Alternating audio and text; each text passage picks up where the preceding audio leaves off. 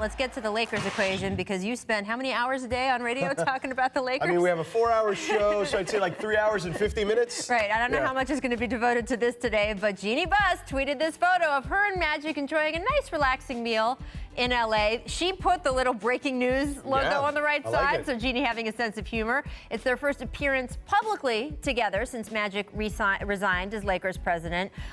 We know that they've been talking, though, throughout.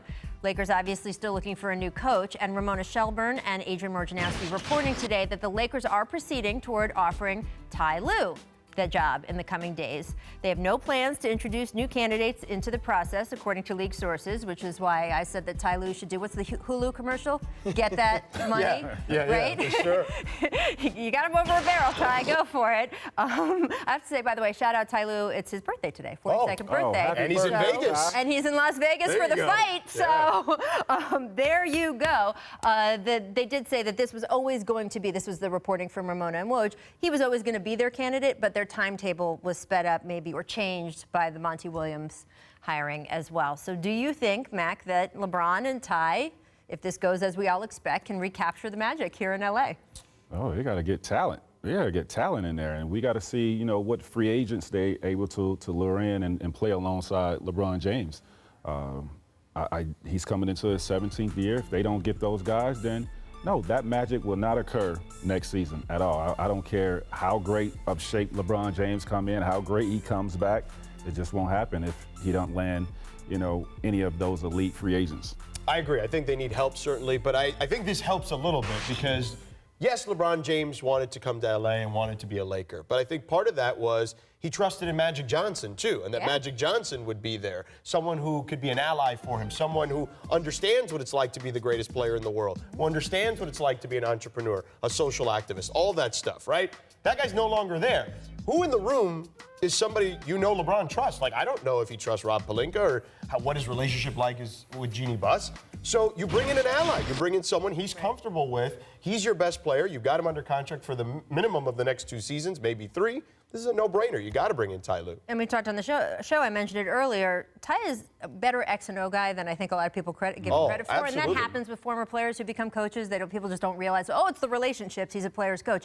Yes, he also was really good at basketball. So I think he will be able to maximize and leverage LeBron as he ages because he knows what positions to put him in between his overall basketball knowledge and his LeBron institutional knowledge.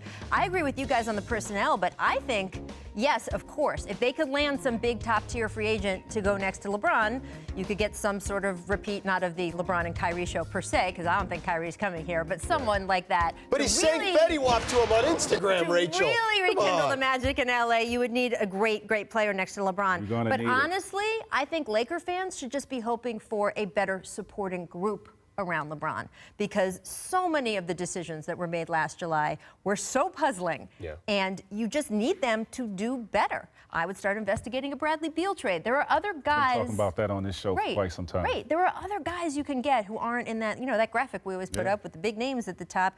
There are guys besides those guys out there, or even just little supporting pieces to put a better team around LeBron James would be a good start, even if they don't get big home run. You don't want LeBron coming into this season playing 40 minutes. Right. You just don't want that. Bill Oram had a piece in one of his recent pieces about LeBron, and someone close to LeBron said it's not about names, it's about games. And it's about finding the pieces that are complementary to LeBron, and that's what it should be. Right. It should look. The Lakers tried to reinvent the wheel, Rachel. That's the reality of it. LeBron has a formula. It's worked for over a decade, and they went astray, and it didn't work out. I would also encourage them to look at players' recent stats when deciding to sign them. Because this past summer, forget reinventing the wheel and your theories and do you want playmakers around LeBron or shooters or whatever. They signed all those guys and touted them as defensive presences, and they all had terrible defensive numbers in recent seasons and were living off their reputations of years past. So these are the exciting things you can do if you're a front office by trying to build a team, and we hope that they get to do that.